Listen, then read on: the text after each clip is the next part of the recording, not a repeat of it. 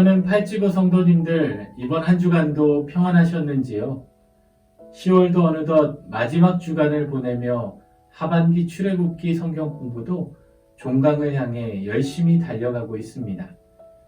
여전히 한자리에 모여 함께 성경 공부할 수 없는 아쉬움이 있지만 그럼에도 불구하고 각자의 자리에서 온라인으로 성경 공부에 참여하는 여러분들 가운데 하나님의 특별한 은혜가 가득 넘치시기를 소망합니다. 오늘 성경 공부에 시작하기에 앞서 지난 시간까지 공부했던 내용들을 다시금 살펴보는 시간을 갖도록 하겠습니다. 출애굽기를 정리할 수 있는 5가지 동사 기억하시죠? 보고 듣고 알고 내려가서 건져내고 인도하여 데려가려 하노라.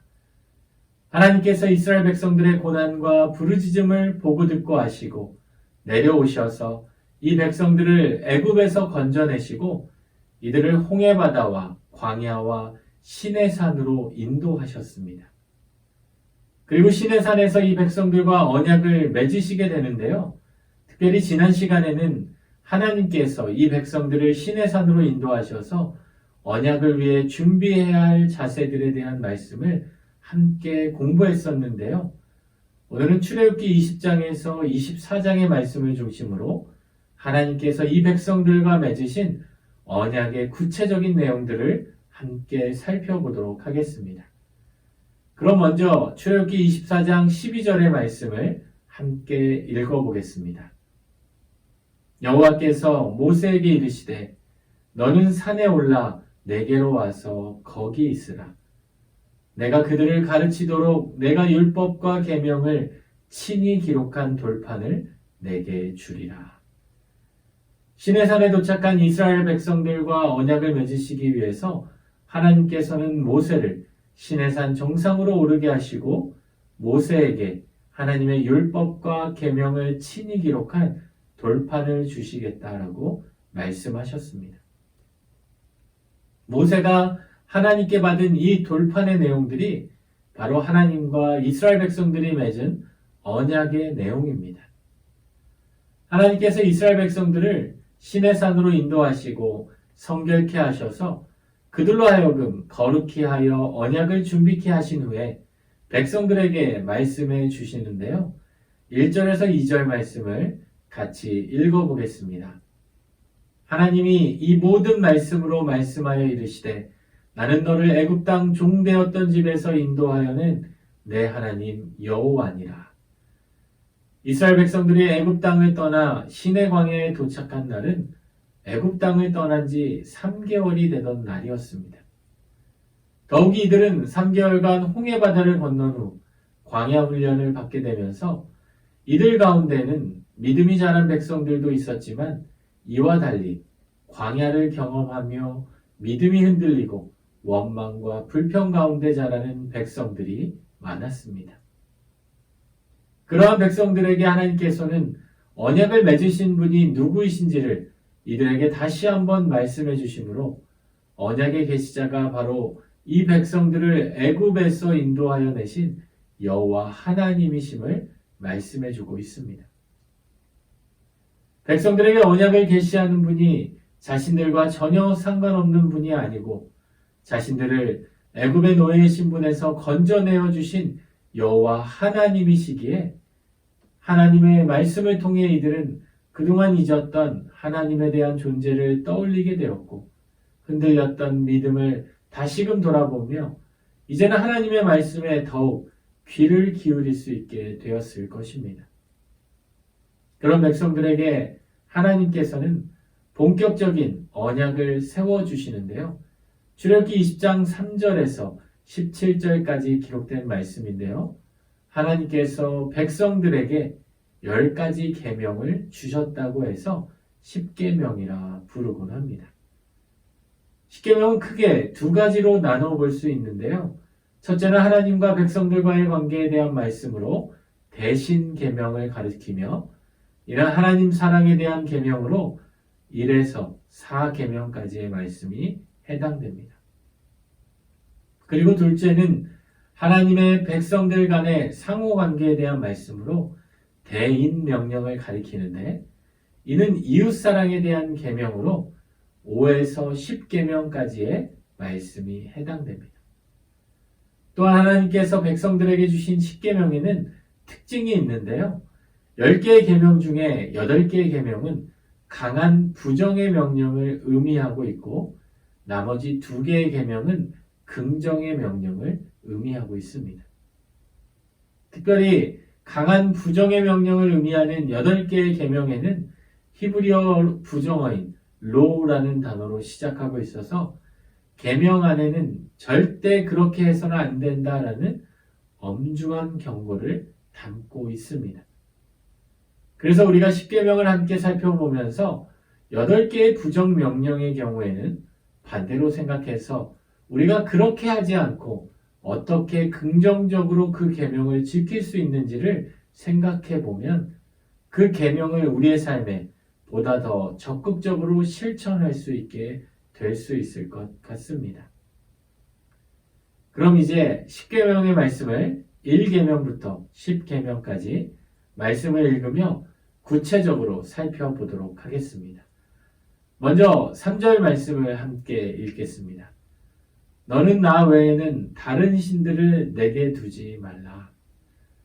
제1계명은 나 외에는 다른 신들을 두지 말라라는 계명으로 삶 가운데 섬기고 예배할 대상은 오직 하나님뿐이시라는 말씀입니다. 첫 번째 계명이 되는 말씀은 하나님께서 모세를 통해 이스라엘 백성들에게 신명기 6장 4절 말씀에서도 다시 언급하고 있는 말씀으로 유일하신 하나님을 가장 우선으로 여기며 살아가야 한다라는 계명으로 먼저는 우리의 삶 가운데 예배의 대상은 하나님만 될 수 있으며 그 하나님을 삶의 최우선순위로 모시며 살아가야 한다라는 명령입니다. 그래서 첫 번째 계명의 말씀을 긍정형의 명령으로 바꿔보면 하나님께만 최우선순위를 두라라는 명령으로 바꿔볼 수 있습니다. 여기서 우리가 한 가지 생각해 볼 수 있는 부분이 있습니다. 삶 가운데 무엇을 최우선순위로 여기며 살아가고 있는가입니다. 하나님을 최우선순위로 여기며 살아가겠다고 다짐하고 결단하며 살아가지만 우리의 삶의 모습을 돌아보게 되면 여전히 우리의 삶 가운데 하나님이 최우선순위가 되지 않고 다른 것들이 우리의 삶의 우선순위로 여겨지는 삶이 될 때가 있습니다. 때로는 가족이 하나님보다 우선순위가 되고 물질이, 건강이, 또 사회적 명예가 하나님보다 우선순위로 여겨질 때도 있을 겁니다. 그러나 하나님께서 우리에게 주시는 명령은 우리가 이 세상의 그 모든 것들보다 하나님께 최우선순위를 두며 하나님께만 예배하는 삶으로 살아가기를 원하고 계십니다. 오늘 출애굽기 말씀에 주님이 주신 10계명의 말씀을 공부하며 우리의 삶 가운데 제1계명을 지킴으로 하나님만이 우리의 신이시며 하나님을 우리의 삶의 최우선순위로 모시며 살아가는 저와 여러분이 되실 수 있기를 바랍니다. 이어서 제2계명을 살펴보겠습니다. 본문 4절 말씀을 함께 읽겠습니다. 너를 위하여 새긴 우상을 만들지 말고 또 위로 하늘에 있는 것이나 아래로 땅에 있는 것이나 땅 아래 물속에 있는 것에 어떤 형상도 만들지 말며. 두 번째 계명의 말씀은 하나님을 우상화하지 말라는 말씀으로 하나님은 화석화된 신이 아니기에 어떤 형상을 만들어서 하나님의 존재를 제한하지 말라라는 계명입니다. 따라서 1계명이 예배 대상에 대한 말씀이라면 제2계명은 예배의 방법에 대한 말씀으로 하나님을 형상화시켜서 하나님과의 인격적인 교류 없이 형식적으로 예배를 드리는 것을 금한다라는 말씀입니다. 그래서 두 번째 계명의 말씀을 긍정형의 명령으로 바꿔보면 하나님의 존재를 소중히 여기라라는 명령으로 바꿔볼 수 있습니다. 하나님께서는 무소부재하신 분이시기에 공간적인 제한도 없으신 분이시기에 그분의 존재 자체를 소중히 여기며 믿을 수 있어야 한다라는 말씀입니다. 그렇게 예수님께서도 이 땅에 육신의 몸으로 오셔서 살아가시며 무덤조차 이 땅에 남기지 않으시고 승천하셨습니다. 만일 예수님께서 무덤을 남기시고 다른 것들을 남기셨다면 남겨진 것들이 주님의 존재 자체를 뛰어넘어 그것들이 하나의 우상과 같이 여겨지게 될 수도 있었을 것입니다. 이어서 제 3계명을 살펴보겠습니다. 7절 말씀을 함께 읽겠습니다. 너는 내 하나님 여호와의 이름을 망령되게 부르지 말라. 여호와는 그의 이름을 망령되게 부르는 자를 죄 없다 하지 아니하리라. 세 번째 계명은 여호와 하나님의 이름을 망령되게 부르지 말라라는 계명으로 어떤 경우에도 하나님의 이름을 사용하지 말라라는 말씀이 아니라 여호와의 이름을 함부로 쓰거나 오용하지 말라라는 것입니다. 여기서 망령되게라는 말은 히브리어로 라사에라는 단어로 거짓을 위하여 헛되이라는 의미를 지니고 있습니다. 또한 히브리 문화에서 이름은 단순히 그 사람이 불려지는 이름뿐만 아니라 그 사람의 존재 자체를 대변해 주기에 더욱 중요한 역할을 하고 있습니다. 우리가 하나님의 백성으로서 하나님의 이름을 부르고 사용하는 것은 하나님이 기뻐하시는 일이며 신앙인의 바른 자세이기도 한데, 그러나 그 이름을 망령되게 거짓을 위하여 헛되게 사용하게 되면 이는 하나님의 이름을 더럽힐 뿐만 아니라 하나님의 존재 자체를 부정하게 되고 모욕하는 일이 되기에 하나님께서는 결코 여호와의 이름을 망령되게 부르지 말라라고 명령해 주셨습니다. 그래서 세 번째 계명의 말씀을 긍정형의 명령으로 바꿔보면 하나님의 이름을 높이며 살라라는 명령으로 바꿔볼 수 있습니다. 우리의 삶에서 하나님의 이름을 높이며 사는 것은 단순히 예배 자리에서 찬양이나 기도를 통해 하나님의 이름을 높이며 살아갈 수도 있지만 더 넓은 차원에서 우리 한 사람 한 사람이 하나님의 자녀로서 세상의 빛과 소금의 역할을 잘 감당하게 된다면 세상 가운데 우리도 존중받게 되지만 우리가 속한 교회 공동체, 우리가 믿는 하나님의 이름을 높이는 인생이 될 수 있게 됩니다. 요즘과 같이 크리스찬이 세상 속에서 존중받지 못하고 인정받지 못하는 시대 가운데 살아가는 우리이지만 저와 여러분이 삶 가운데 빛과 소금의 역할을 잘 감당하여서 세상 가운데 크리스찬으로 존중받고 나아가 우리가 믿는 하나님의 이름을 높이는 인생이 될 수 있기를 소망합니다. 계속해서 네 번째 계명을 살펴보도록 하겠습니다. 8절 말씀을 함께 읽겠습니다. 안식일을 기억하여 거룩하게 지키라. 네 번째 계명은 안식일을 거룩히 지키라는 명령입니다. 안식은 하나님께서 우리에게 복을 주시기 위해 구별시키신 거룩한 날로 하나님께서도 엿새 동안 천지를 창조하시고 일곱째 날 안식하심으로 하나님의 창조의 은총을 감사하며 누리는 날로 만들어 주셨습니다. 하나님께서는 엿새 동안 일하시고 사람은 창조되자마자 하나님께서 엿새 동안 준비해 놓으신 그 은혜를 먼저 누리고 그렇게 공급해 주신 힘으로 한 주간을 시작하게 됩니다. 이처럼 안식일을 지키는 것은 하나님의 영광을 위하여 있는 것임과 동시에 우리 인간의 유익을 위하여 있는 것입니다. 그래서 안식일을 거룩히 지키기 위해 몇 가지 원칙이 있는데요. 첫째는 무엇보다도 거룩히 지키는 것입니다. 이날은 거룩한 날이기에 하나님께만 영광을 돌리고 거룩한 일을 하도록 구별된 날이기에 다른 날과 구별되게 살아가야 합니다. 그래서 우리는 다른 날도 하나님께 예배하지만 이날은 특별히 구별하여 하나님께 거룩한 마음으로 나아가는 예배하는 날이 되어야 합니다. 둘째는 안식일이 오기 전에 한 주간을 열심히 살아가야 합니다. 9절 말씀에서 엿새 동안은 힘써 내 모든 일을 행하라고 말씀하신 것처럼 하나님께서 각자에게 주신 삶의 자리에서 나머지 6일의 시간을 모든 일을 행하며 최선을 다해 살아갈 수 있어야 합니다. 그리고 셋째는 안식일의 혜택을 모두가 누릴 수 있게 해야 합니다. 안식일의 혜택은 하나님께서 창조하신 우리 모두가 누려야 하는 것으로 부유한 자나 가난한 자나 몸이 자유로운 자나 불편한 자나 차별 없이 모두가 안식일의 혜택을 누릴 수 있어야 합니다. 그렇게 이런 안식일의 혜택을 모두가 누릴 수 있게 하기 위해서는 특별히 이날만큼은 약자들을 더욱 배려하고 자비와 긍휼을 베품으로 모두가 안식의 축복을 누릴 수 있도록 힘쓰는 날이 되어야 합니다. 지금까지 살펴본 첫째에서 넷째까지의 계명은 하나님과 백성들과의 관계에 대한 계명으로 하나님 사랑에 대한 계명의 말씀이었습니다.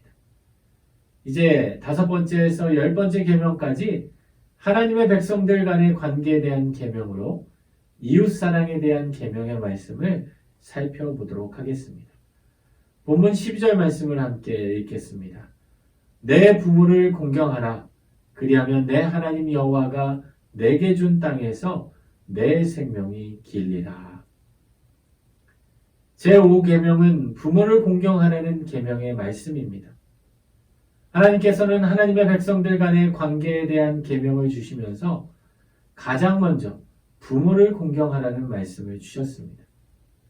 이는 부모는 이 땅에 있는 하나님의 대리자 역할을 감당하는 자로서 하나님의 생명 창조 사역의 동역자이기에 공경해야 합니다. 그렇게 하나님께서는 부모 공경의 계명을 모든 세대들에게 주셨습니다. 출애굽한 이스라엘 백성들에게도 이 계명을 주셨고 광야에서 태어난 새로운 세대들에게도 부모 공경의 계명을 주셨고 사사시대에도 룻을 통해 계명을 지키게 하셨고 왕정시대에도 솔로몬을 통해 이 계명을 주셨고 예수님의 말씀을 통해서도 부모 공경의 계명을 주셨고 사도 바울을 통해서도 이 계명을 지키게 하셨습니다. 이처럼 부모를 공경하라는 제5계명은 모든 세대에 걸쳐 지켜야 하는 계명이며 백성들과의 관계에서 이웃사랑을 실천하는 첫 번째 단추가 되기에 우리는 이 계명을 반드시 지키며 살아갈 수 있어야 합니다. 여기서 우리는 부모라는 말을 우리 육신의 부모로만 국한시키지 말고 우리 어른들 그리고 영적인 부모인 스승으로도 적용해 볼 수 있어야 합니다. 영적 아비들을 향해 존중과 공경의 마음으로 섬기게 될 때 영적인 질서가 바르게 세워질 수 있게 되고 이 땅에서 하나님이 주신 땅에서 장수하는 축복을 누릴 수 있게 될 것입니다. 계속해서 13절 말씀을 함께 읽겠습니다. 살인하지 말라. 제6계명은 살인을 금하는 계명입니다. 생명은 창조주 하나님만이 소유하실 수 있고 주관하실 수 있는 것으로서 오직 하나님만이 생명에 관여하실 수 있습니다. 그래서 하나님께서는 피조물들이 생명을 죽이는 살인을 금하셨습니다. 이는 육적인 살인만을 금지하심이 아니라 마음의 살인, 영적인 살인까지도 금하시는 명령으로 육신뿐만 아니라 마음까지도 살인하지 않도록 힘써야 합니다. 더욱이 하나님은 사랑이시고 우리는 하나님의 형상대로 지음을 받았기에 우리 한 사람 한 사람은 하나님의 형상을 닮은 자임을 기억하고 서로를 향한 증오와 미움의 마음이 아닌 사랑하고 존중하는 마음을 품고 살아갈 수 있어야 합니다. 우리는 생명을 죽이는 일을 위해 부름받은 자들이 아니라 도리어 생명을 살리는 생명의 부양자로 부름을 받은 자들입니다. 그래서 우리는 생각으로나 말로나 행동으로나 늘 다른 사람을 축복하고 격려하며 살리는 일을 해야 합니다. 그래서 여섯 번째 계명의 말씀을 긍정형의 명령으로 바꿔보면 생명을 살리는 자가 되라라는 명령으로 바꾸어 볼 수 있습니다. 여기서 우리가 한 가지 생각해 볼 수 있는 부분이 있습니다. 우리가 다른 범죄자나 살인자처럼 다른 사람을 육적으로 죽이진 않았지만 때로는 우리의 말과 행동을 통해 다른 사람의 마음을 상하게 하여 그 영혼을 죽이는 영적인 살인을 저지를 때도 있음을 돌아보게 됩니다. 혹시 여러분 가운데 누군가에게 말로나 행동으로 상처를 주었거나 도리어 누군가로부터 말로나 행동으로 상처를 받은 분들이 계신가요? 또 오늘 나의 말과 행동으로 살려야 하는 사람들이 있으신가요? 출애굽기에 나오는 십계명의 말씀을 함께 공부하며 누군가에게 말로나 행동의 상처를 받은 분들에게는 하나님의 위로가, 그리고 누군가에게 말로나 행동의 상처를 제공한 분들에게는 하나님 앞에서 회개와 이제는 나의 말과 행동으로 다른 사람의 마음을 죽이는 자가 아니라 생명의 부양자로서 한 영혼을 격려하며 살리는 자가 되겠다는 결단이 이어지실 수 있기를 바랍니다. 이어서 14절 말씀을 함께 읽겠습니다. 간음하지 말라. 제7계명은 간음을 금하는 계명입니다. 여기서 간음이란 남녀 간의 성적인 간음을 말하기도 하지만 성경은 인간이 우상을 만들어 다른 신을 숭배하는 것을 영적인 간음의 한 형태로 간주하고 있습니다. 또한 예수님께서도 육적 간음뿐만 아니라 우리가 마음 가운데 음욕을 품는 것조차도 간음의 행위로 간주하곤 하셨습니다. 특별히 이러한 성적인 죄는 마음에서부터 출발하게 되는데요. 이러한 마음은 우리가 바라보고 있는 것으로부터 그 마음이 자라기 시작하게 된다고 할 수 있습니다. 그래서 우리가 무엇을 자주 바라보고 있느냐가 어떠한 마음을 다스리고 관리하는데 소중한 출발점이 될 수 있습니다.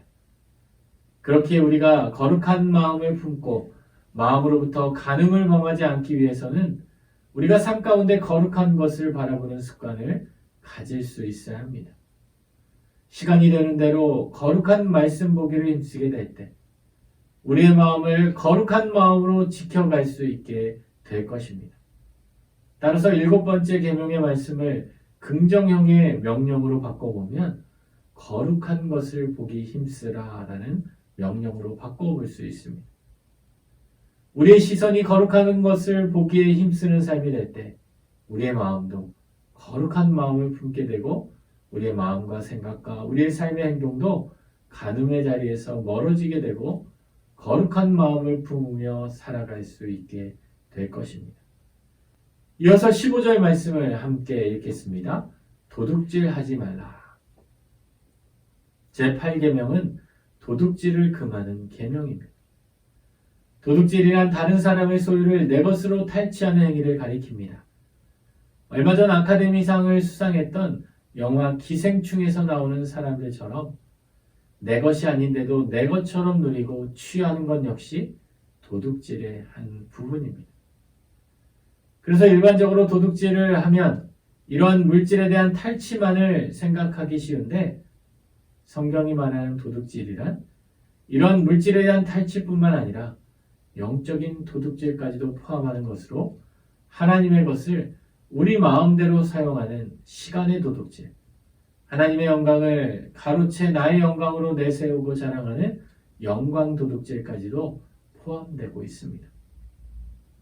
그렇게 우리가 이 땅에서 도둑질을 범하지 않기 위해서는 무엇보다도 우리의 모든 것이 하나님께 속한 것임을 알고 모든 것을 얻는데 정직하고 공정한 방법으로 얻을 수 있어야 합니다. 하나님께서는 공의롭지 못하고 정직하지 못한 방법으로는 그 어떤 것도 취하지 않으시는 분이심을 알고 이 땅에서 하나님의 청지기로서 하나님의 방법으로 정직하게 모든 것을 취하는 인생이 될 수 있어야 합니다. 그래서 8번째 계명의 말씀을 긍정형의 명령으로 바꿔보면 모든 것을 정직하게 얻으라 라는 명령으로 바꿔볼 수 있습니다. 우리가 모든 것을 정직한 방법으로 얻기에 힘쓰게 된다면 다른 사람의 것을 함부로 빼앗거나 훔치지도 않게 될 것이고 하나님의 것도 내 뜻대로 내 마음대로 빼앗거나 함부로 사용하지 않게 될 것입니다. 여기서 우리가 한 가지 생각해 볼 수 있는 부분이 있습니다. 우리는 삶 가운데 영적인 도둑질을 저지르고 있지는 않은지 돌아보게 됩니다. 윤리적으로 다른 사람의 물건이나 소유를 도둑질하지 않고 살아가지만 믿음 안에서 하나님의 청지기로서 하나님께서 우리에게 맡겨주신 시간과 물질을 우리의 뜻과 마음대로 사용하고 있지는 않은지 생각해 보게 됩니다. 또한 하나님께서 이루시고 하나님께서 하셨음에도 불구하고 이를 통해 하나님의 영광을 드러내기보다 하나님의 영광을 가로채어 나의 영광으로 나의 업적으로 내세우며 영광을 빼앗고 있진 않으신가요? 제 8계명은 윤리적인 도둑질뿐만 아니라 영적인 도둑질까지도 우리가 범하지 않고 살아가길 다짐하고 결단하게 해주는 계명입니다. 우리의 삶 가운데 하나님의 것을 하나님께 정직하게 올려드리고 하나님의 것임을 인정하는 저와 여러분이 되실 수 있기를 바랍니다. 이어서 16절 말씀을 같이 읽겠습니다. 내 이웃에 대하여 거짓 증거하지 말라. 제9계명은 거짓 증거를 금하는 계명으로 거짓말을 하지 말라는 말씀입니다. 제8계명이 물질에 대한 소유에 대한 정직에 대한 명령이었다면 제9계명은 특별히 마음과 말에 대한 정직에 대한 명령이라고 할 수 있습니다. 아마도 대부분의 사람들 가운데 자신도 모르게 습관적으로 거짓말을 하다가 거짓말로 인해 어려운 일을 당한 경험이 있으신 줄로 합니다. 이처럼 거짓 증거는 한 번으로 끝나지 않게 되며 이를 포장하기 위해 또 다른 거짓 증거를 필요로 하게 되어 결국에는 모든 것이 거짓으로 덮이게 되는 거짓 인생으로 만들어버리게 되고 맙니다. 그렇게 하나님께서는 거짓된 삶으로 이끄는 거짓 증거를 삼가고 정직한 증거를 하라고 명령해 주고 계십니다. 이러한 거짓 증거를 하지 않기 위해서는 말의 신실함이 중요하게 되는데요. 잠언 10장 19절에서 솔로몬은 이를 위해서 말이 많으면 허물을 면하기 어려우나 그 입술을 제어하는 자가 지혜가 있느니라 라고 말씀했습니다. 그래서 우리는 말을 많이 하기보다 말을 제어하는 능력을 갖추어야 합니다. 이를 위한 한 가지 방법은 내가 말을 많이 하기보다는 다른 사람의 말을 많이 들어줄 수 있어야 합니다. 우리 신체를 보면 하나님께서는 귀는 2개를 만드셨지만 입은 1개를 만드셨습니다. 어찌 보면 귀가 입보다 더 많은 것은 말하기보다 2배 이상 더 많이 들으라는 메시지를 담고 있을 수도 있겠다라는 생각을 해보게 되었습니다. 거짓 증거를 피할 수 있는 또 한 가지 방법은 헛된 말이 아닌 신실하게 말하는 습관을 갖도록 힘쓰는 것입니다. 평상시에도 종종 하는 말들이 헛되고 거짓되고 영향력 없는 말을 많이 하기보다는 진중하게 생각하고 정직하게 표현하는 신실하게 말하는 자들이 되어야 합니다. 그래서 우리 크리스찬들은 거짓을 증거하는 자들이 아니라 신실하신 하나님의 말씀을 전하고 신실한 마음으로 정직하게 말하기에 힘쓰는 자들이 될 수 있어야 합니다. 그래서 9번째 계명의 말씀을 긍정형의 명령으로 바꿔보면 신실하게 말하기에 힘쓰라 라는 명령으로 바꿔볼 수 있습니다. 하나님께서 우리에게 주신 말씀은 하나도 이루어지지 않은 것 없이 모든 것이 응하여졌기에 우리는 하나님을 신실하신 하나님으로 믿게 됩니다. 이처럼 하나님의 신실하심처럼 우리의 입술로 선포되는 말들이 거짓됨 없이 신실한 말들로 고백되어지는 삶이 되실 수 있기를 바랍니다. 마지막으로 17절 말씀을 함께 읽겠습니다. 내 이웃의 집을 탐내지 말라. 내 이웃의 아내나 그의 남종이나 그의 여종이나 그의 소나 그의 낙이나 무릇 내 이웃의 소유를 탐내지 말라. 제10계명은 다른 사람의 소유를 탐내는 것을 금하는 계명으로 우리의 삶 가운데 탐심을 금하는 명령이라고 말할 수 있습니다. 이러한 10계명의 말씀을 잘 이해하고 지키고 있던 사도 바울은 이러한 탐심에 대해 탐심은 우상 숭배와 같다고 말하고 있습니다. 또한 야고보는 탐심에서 온 욕심이 자라서 죄를 낳게 되고 결국 이 죄가 자라서 사망으로 이르게 된다고까지 말해주고 있습니다. 이처럼 탐심은 모든 죄를 불러일으키는 원인이 되기도 하는데요. 우리가 지금까지 살펴본 이웃사랑에 대한 계명들인 5에서 10계명들이 대부분 이러한 탐심의 마음에서 시작된다고 할 수 있습니다. 또한 이러한 탐심은 이웃사랑에 대한 계명들뿐만 아니라 하나님 사랑에 대한 1에서 4번째 계명들까지도 지키지 못하게 만들기도 하는데요. 탐심으로 인해 하나님보다 내가 갖고자 내가 사랑하는 것들을 하나님의 자리로 대신하게 하여 결국에는 바울의 고백처럼 탐심으로 인해 우상 숭배까지 범하게 만들기도 합니다. 그렇게 하나님께서는 이러한 탐심을 차단하기 위해서 탐심에 대한 금지 명령을 십계명의 마지막에 말씀하시며 마무리하셨습니다. 그래서 10번째 계명의 말씀을 긍정형의 명령으로 바꿔보면 자족하며 살라라는 명령으로 바꿔볼 수 있습니다. 탐심은 결국 내가 만족하지 못하고 자족하지 못한 데서 시작하게 됩니다. 많은 경우에는 하나님께서 이미 나에게 주신 것들을 보지 못하고 나에게 없는 것들을 보게 되고 다른 사람들과 비교하게 되므로 우리 안에 탐심이 자라게 되곤 합니다.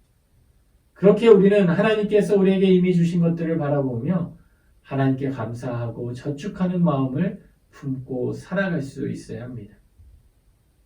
지금까지는 출애굽기 20장을 중심으로 하나님께서 모세를 통해 주신 이스라엘 백성들이 하나님의 백성으로 지켜야 하는 언약의 말씀에 대한 말씀을 살펴보았는데요.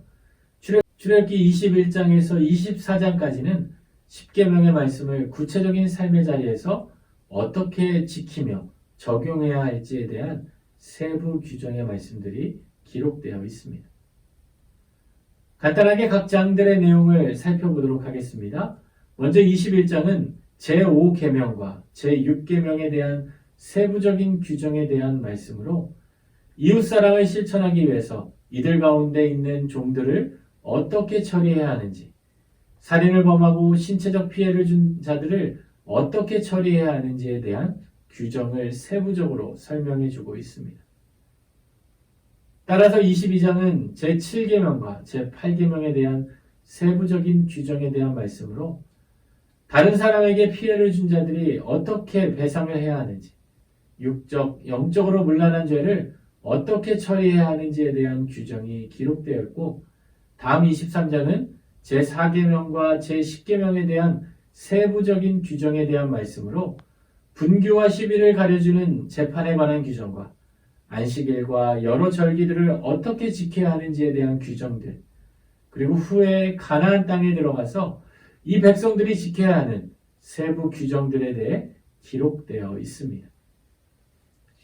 그리고 이렇게 모세를 통해 이스라엘 백성들에게 십계명과 율법의 규정을 내려주신 하나님께서 모세를 통해 시내산에서 언약을 세워주시고 모세는 40일간 시내산에 올라 하나님께서 친히 기록하신 율법과 계명이 적힌 돌판을 받게 되었으며 40일 40야를 그 산에 머무르게 되었습니다. 오늘 출애굽기 20장에서 24장까지의 말씀을 통해 하나님께서 이스라엘 백성과 맺으신 언약의 구체적인 내용들 가운데 십계명의 말씀을 자세히 살펴보았는데요. 오늘 공부를 마무리하며 마지막으로 하나님께서 하나님의 백성들과 맺으신 언약의 말씀들을 우리의 삶 가운데 어떻게 적용하며 살아갈 수 있을지를 살펴보도록 하겠습니다. 하나님께서 하나님의 백성들에게 주신 십계명의 말씀에 대해 수동적인 순종이 아니라 능동적인 자세로 지키며 살아가야 합니다. 십계명의 말씀에 대해 단순히 나는 그렇게 하지 않으므로 나는 그 계명들을 잘 지키고 있다고 생각하는 자세가 아니라 각각의 계명들을 능동적인 자세로 생각하며 지켜야 합니다. 특별히 8가지 부정명령에 대한 계명들을 긍정명령으로 바꾸어서 안함의 자세가 아니라 적극적으로 행함의 자세로 계명을 지키게 될 때 우리는 삶 가운데 십계명의 말씀을 능동적으로 지킬 수 있게 됩니다. 이번 한 주는 특별히 십계명 가운데 그동안 내가 생각하지 못하고 내가 무심코 지나쳤던 계명들이 있다면 그것이 그 계명들에 의해 더 적극적으로 지키는 한 주간이 되실 수 있기를 바랍니다. 하나님께서 우리에게 주신 언약의 말씀들은 하나님께서 우리의 자유를 억압하고 이것들을 지킴으로써 우리를 피곤하고 힘들게 하기 위해서 주신 것이 아니라 이것들을 지킴으로써 우리를 더욱 하나님의 백성으로 살아가게 하고 도리어 우리의 생명과 안전을 지켜줌으로 하나님의 참된 자녀가 될 수 있게 하시려는 하나님의 사랑의 언약입니다. 이번 한 주간도 우리에게 주신 이 언약의 말씀들을 다시금 새기며 하나님의 말씀에 따라 순종함으로 살아가는 복된 한 주간이 되시기를 우리 주님의 이름으로 축원합니다.